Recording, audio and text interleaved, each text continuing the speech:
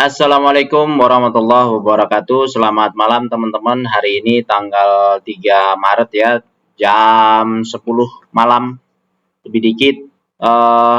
IHSG hari ini naik tinggi sekali ya, 249 poin atau 3,97% setelah kemarin sempat drop. Jadi dropnya kemarin juga jauh 3,31, kemudian ini naik di 3,97. Banyak saham-saham bank yang lumayan tinggi naiknya. Jadi dipicu karena JP Morgan itu merubah rekomendasi di Bank BRI. Kemudian ada Bank Mandiri. BRI awalnya netral menjadi overweight ya. Kemudian Bank Mandiri yang awalnya underweight menjadi netral. Jadi pada belanja tuh banyak di Bank BRI. Cuma masalahnya JP Morgan ini bukan seperti Morgan Stanley, ya MSCI. Kalau MSCI itu memang fokus investasinya ya di saham gitu ya. Kemudian kalau JP Morgan ini bank, dia ada riset-riset begitu dan merekomendasikan. Apakah beli? Mungkin saja tidak ya, kalau JP Morgan nggak beli. Tapi kalau Morgan Stanley karena lembaga investasi mungkin memang masuk ke dalam saham. Setahu saya begitu. Jadi tolong dikoreksi jika ada yang keliru. Terus apakah ini akan berhenti di penurunannya untuk hari ini? Ya kita masih belum tahu ya. Kalau lihat memang di bottomnya kemarin itu di 21%. Katanya kalau udah 21% itu udah bearish kan gitu. Oke, jadi ini hari ini saya akan bahas mengenai requestan lagi. Jadi TB atau dana berata luhur. Kode sahamnya itu TB. Karena puasa, jadi saya ngerekamnya cepet aja. Kemudian agak malam ya, karena nunggu selesai semua. Jadi bisa rekamannya malam. Kan ini pun juga nyuri-nyuri ya, dikit-dikit lah. Nggak apa-apa. TB itu didirikan 2008, bulan Juni. Fokusnya adalah di konsultan manajemen dan aktivitas penunjang batubara. Kalau dilihat dari bidang usahanya. Kepemilikan sahamnya itu kebanyakan di PT Prima Mineral Utama ini. Kemudian yang lain-lain itu ada banyak ya. Kemudian modal dasar itu sekitar 400 miliar dengan jumlah lembar saham itu 4 miliar dan modal disetor itu 128. Nah, ini kalau lihat komposisi pemegang sahamnya per 31 Januari 2025 ini ada macam-macam, sebanyak 57% ini dimiliki oleh banyak orang. Termasuk juga ada PT ya. Di sini ada PT 3, PT Prima Mineral, PT Trans, PT Andika Raya Semesta. Tapi yang lainnya itu individu-individu. Nah, ini pengendali mungkin ya. Nah, selain pengendali ada non pengendali. Ini South Bay Capital. Ini mungkin perusahaan Singapura kali ya. Terus Lim Oiwah ini sekitar 8% dan lainnya. Nah, masyarakat itu ada totalnya 26 ya. 26% ya, benar nggak? Oke. Kalau dilihat dari harga saham ini downtrend ya, teman-teman. Ini dari ini udah lama sekali downtrendnya. Kenapa saya pasang support di sini sih? Dilihat dari harga 2021 ini sempat menyentuh 322 dan sekarang masih di 550. Apakah akan lanjut downtrend ke bawah ya? Ya kita nggak tahu. Nah, cuma kalau dari sisi perseroan itu sendiri, ini marketnya itu perusahaan ini itu adalah perusahaan transportasi batubara. Jadi dia punya pelabuhan pribadi, ya, punya terminalnya. Ini foto-fotonya. Kemudian ada konveyor, ada jalan angkut ya, pelabuhan batubara, dan jetty dan konveyor. Wilayah kerjanya ada di Kalimantan Selatan, kantor pusatnya ada di Jakarta Selatan. Kalau lihat pendirian dari 2008 sampai dia bisa IPO itu di 2019, ini perkembangannya bagus sekali. Maksudnya cepat. Hanya 11 tahun berdiri, kemudian langsung bisa IPO. Artinya secara perkembangan capitalnya juga bagus. Nah, tapi divisinya ini agak unik, teman-teman ya. Menjadi perusahaan investasi terkemuka yang berfokus pada hauling road dan infrastruktur pelabuhan. Nih, kata-katanya ada perusahaan investasi. Padahal bisnisnya ini adalah bisnis pelayanan batubara atau bisnis angkutan batubara. Terus ada filosofi logo juga. Menarik ini. Ya, simpul, pakai simpul ini. D dan B katanya. Ya, teman-teman lihat sendiri lah ya. Baca sendiri. Kemudian struktur organisasi. Nah, ini kalau lihat orang-orangnya memang pengalaman. Dari 2019 sampai sekarang itu komisaris utamanya ini masih Pak Rosbima Trisura, 59 tahun. Jadi udah pengalaman lah ya. Kemudian ada komisarisnya Bu Emily Bonosusatya dari 2019 juga, berarti orang lama. Kemudian Pak Urip Budi menjabatnya dari 2023. Ini komisaris independen, ini baru, sebelumnya bukan beliau. Terus ada direktur utama, ini Pak Dian Heriandi dari 2019 sampai sekarang. Lalu ada Pak Hendy dari 2019 juga. Kemudian di sini dilaporkan juga untuk perkembangan karyawan. Jadi karyawannya nambah terus. Nah, kalau karyawannya nambah terus mestinya bisnisnya juga size-nya makin besar karena ini perusahaan lebih banyak bergeraknya di bidang jasa. Saya nggak akan baca semua karena di sini ada 333 halaman ya di laporan ini. Tapi intinya adalah kalau saya menilai salah satu inti dari sebuah perusahaan itu pertama bisnisnya berkembang atau tidak, bagi dividen atau tidak, kemudian manajemennya berpengalaman atau tidak gitu. Nah, kalau melihat sekilas tadi, ini manajemennya cukup berpengalaman karena dari 2019 sampai sekarang dia tidak ganti-ganti. Nah, kalau tidak ganti-ganti itu ada dua kemungkinan. Satu, secara kebijakan akan berkelanjutan, atau kalau memang dia kesulitan dalam sisi pengembangan usaha, kreativitasnya mungkin akan tidak seperti manajemen yang berganti tiap 3 tahun. Kalau khasnya di Astra, di anak-anak perusahaannya kan itu selalu ganti ya. 3 tahun, 4 tahun, 5 tahun itu manajemennya ganti ya, berputar dia berputar di anak-anak usahanya si Astra itu sendiri. Dan ada kelebihannya juga dengan diputar itu akhirnya punya ide-ide yang fresh dan punya legasinya masing-masing.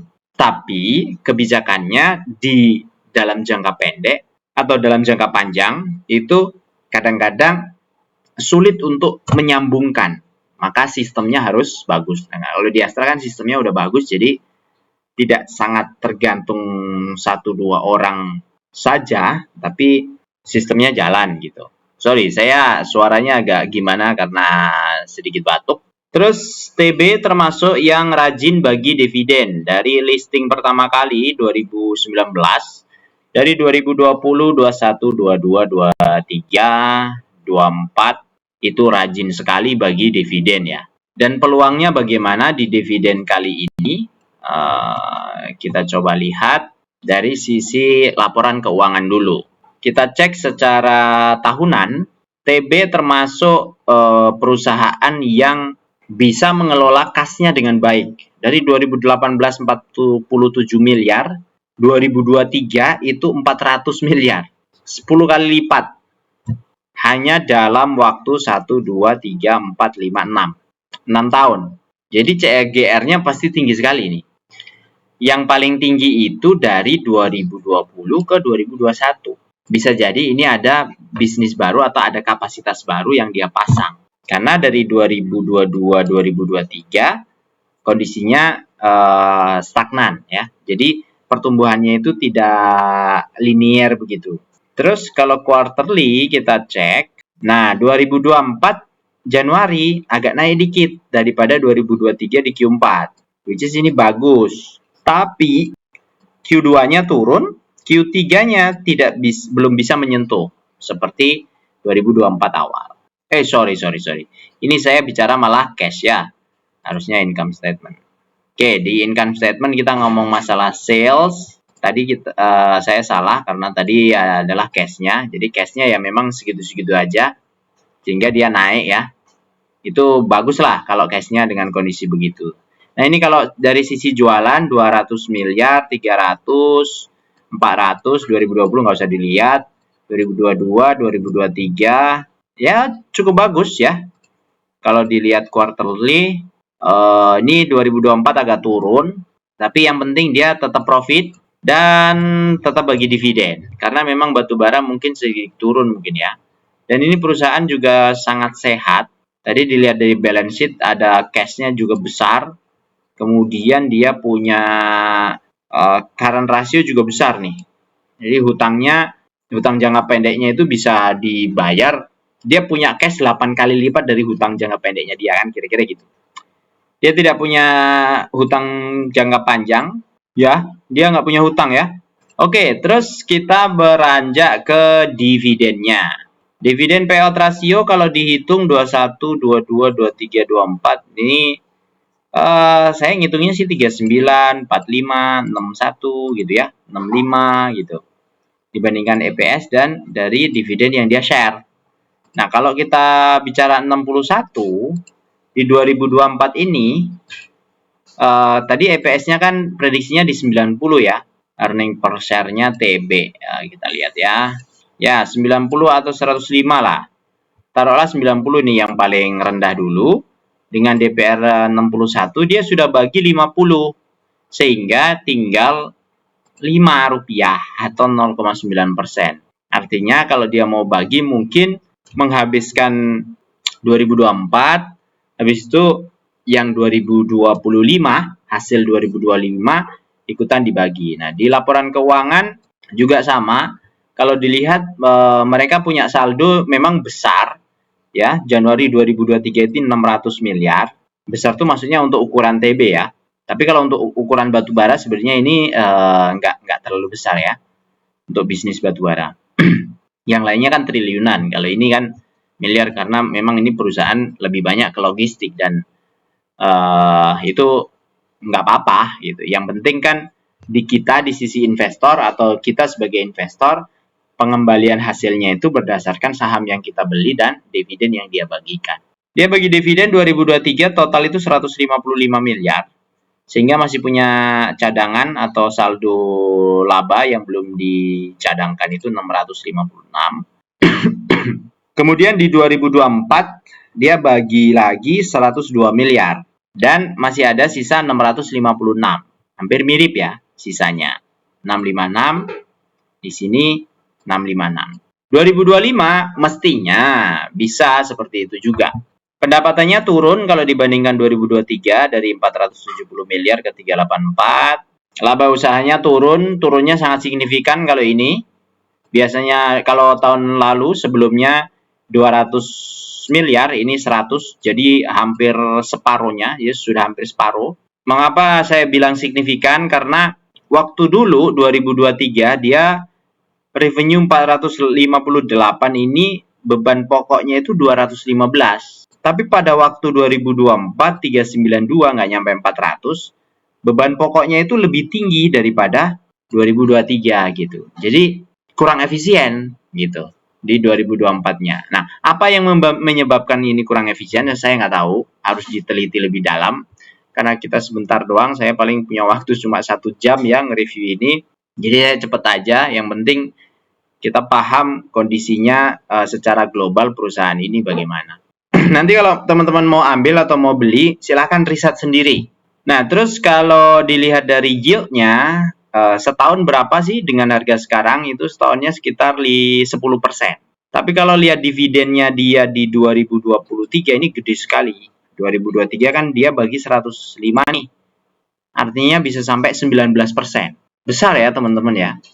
Kalau kita hitung dengan skema dividen investing pas waktu pensiun besok kebutuhan maunya 10 juta per bulan, berarti sekitar 120 juta per tahun. Kalau tadi kita pakai simulasi dividennya itu di tahun 2023, 19%, ini luar biasa. Misalnya modal awal 50 juta, kemudian kita nabung 2 juta per bulan. Di periode pertama itu 5 tahun pertama, periode kedua itu 5 tahun kedua, periode ketiga itu 5 tahun ketiga, berarti 15 tahun, keempat itu 20 tahun. Anggaplah kita sekarang itu umur 30 lah ya. Umur 30, berarti masih ada waktu sekitar 25 tahun kita investasi. Nah, kalau dia bagi dividen nih 19% terus, di tahun ke-25 ya, tahun ke-25 dengan nabung 2 juta sebulan, naik 20% setiap 5 tahun, maka di tahun ke-25 total investasi kita itu sudah bisa menjadi 14 miliar.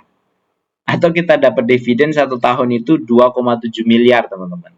Sebulannya 226 juta. Luar biasa. Kalau dia bagi dividen selalu 19%. Makanya kalau ada perusahaan yang bisa seperti ini, gulungan investasi kita itu akan sangat luar biasa nih. Lihat nih di grafik ya. Ini grafiknya dari grafik kita nabung ya, investasi per bulan dengan grafik dividen yang diterima itu luar biasa bedanya. Periode pertama 4 juta, kedua 13 juta sebulan, 36 juta sebulan, periode ketiga langsung lompat ke 90, di akhir ya periode langsung lompat lagi ke 200, langsung lompat lagi ke 500 di akhir periode, berarti ini 30 tahun masa. Jadi investasi itu bagusnya memang semakin cepat semakin baik. Akhir masa itu kalau ini 30 tahun. Nah, kalau kita umur 55 maunya itu investasi 30 tahun, berarti sekitar umur 25. 25 itu kalau S1 ya berarti lulus kerja 2 tahun langsung invest di saham. Jadi kalau ketemu channel ini, anak-anak teman-teman ya, punya anak masih umur 25, suruh ngecek channel ini. Langsung suruh subscribe ya, dukung. Ya, saya nggak terlalu mikirin masalah subscriber lah ya. Walaupun kalau ada itu bagus, kalau nggak ada, yang penting apa yang saya tahu itu bisa di-share. Dan kalau itu bagus, ada baiknya buat saya gitu. Iseng-iseng ya, sambil nge-review, sambil saya rekam. Nah, kira-kira gitu. Jadi ini menarik, kalau kita simulasikan 10% seperti tahun ini juga bagus. Dengan nabung 2 juta per bulan, periode pertama, nanti tahun kelima kita dapat dividen 1,8 juta per bulan. Jadi 200 juta ya ini ya. Itu dapat dividen setahunnya 21 juta atau 1,8. Kemudian nggak diambil, diinvestasikan kembali 21 juta ini ke tahun ke-6. Di tahun ke-6 kita naikin ya cicilannya, nabung saham 2,4 juta per bulan. Kita sisihin terus gitu. Nanti periode kedua berarti ke tahun ke-10 itu 4 jutaan per bulan. Nggak diambil juga, masukin lagi. Periode ketiga sudah 8 juta, periode keempat 16 juta. Gaji 16 juta penghasilan atau dividen 16 juta per bulan itu gede ya teman-teman ya. Apalagi kita masih punya active income. Kemarin ada yang komen di kolom komen, ada yang beli PBSA 20.000 lot, itu mungkin sekitar 700-an juta lah. Beliau komen dari dividen 1 tahun bisa buat biaya makan. Active income saya utuh real ya. Cari komennya, ada di komen salah satu video saya ya. Nah, kira-kira itu semoga membantu ya. Kemarin yang sudah request, kalau nggak salah 2 orang ya, ada Om Aji atau sama Om siapa ya kemarin ya. Lupa saya. Nanti komen aja ya om-om yang request. Ya sebisanya. Jadi ini reviewnya apa adanya. Ya, saya nggak nutup-nutupin, saya nggak ada kepentingan apapun. Saya hanya mereview saja. Kalau baik saya coba katakan ya bagus, kalau biasa ya biasa, kalau kurang bagus ya saya katakan hati-hati gitu. Nah, ini perusahaan kalau ngelihat dari performa keuangan memang sangat tertata dan aman sekali, cash-nya bagus, tidak ada hutang, bisnisnya masih jalan walaupun turun. tapi bisnisnya masih jalan, dividen juga masih bagus, 10% itu bagus. Walaupun di batubara itu berisiko sebenarnya, dividen 10%. Cuma ya itu tadi, di flow, ini lagi pada buang barang nih, dari investor lokal ya. Tapi transaksinya dikit teman-teman, cuma 200 juta. Oh ya, sorry. TB itu transaksi hariannya, ini transaksi hariannya hanya 180 juta. Jadi kalau ya kurang liquid gitu. Tapi kalau pegangan uang kita masih di bawah 100 juta untuk jatah di penjatahan ini, itu ya masih oke lah ya. Tapi kalau udah di atas 500, mau beli di sini ya butuh waktu untuk keluar ya. Kalau cuma 180, 100 juta sehari, berarti kalau 500 juta butuh 5 hari kalau kita keluar. Artinya nanti kita bisa menggerakkan. Ini berarti kalau capital transaksi hariannya segitu, ada orang punya 5 miliar, bisa gerakin harga udah kemana-mana, maksudnya bisa digoreng-goreng.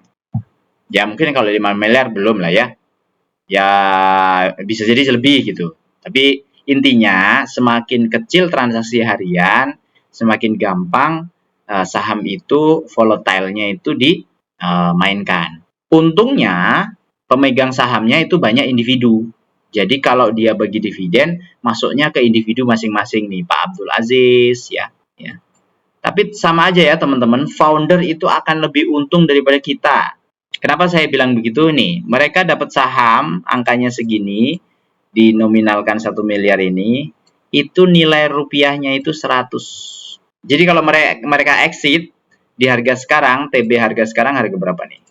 550. Mereka sudah untung 5 kali lipat dari harga nominal saham yang ada di situ. Intinya, founder itu pasti jauh lebih makmur daripada retail seperti kita. Kayak Pak Lokeng Hong itu, dia belinya di market, itu pasti jauh lebih mahal daripada dia bertindak seperti Sandiaga Uno, Edwin Suryajaya, yang bikin perusahaan dari nol dan dilistingkan di bursa efek. Kayak Gotoh, itu nominal sahamnya itu rupiahnya 1. Dijualnya kalau nggak salah dulu pas waktu IPO 400 ya, atau 300 gitu. Pokoknya 300 kali lipat, 400 kali lipat, dan ada yang beli. Luar biasa. Teman-teman saya, wah pesen Gotoh gitu. Padahal saya ketir-ketir ngelihat laporan keuangan, lihat apanya, udah saya nggak ikut-ikut lah, saya bilang. Faktanya hari ini kegopek ya, nggak tahu sekarang berapa, 70 kah? Oke, sekian dari saya, ini udah lama sekali, moga-moga bermanfaat. Tetap sehat, tetap semangat. Wassalamualaikum warahmatullahi wabarakatuh.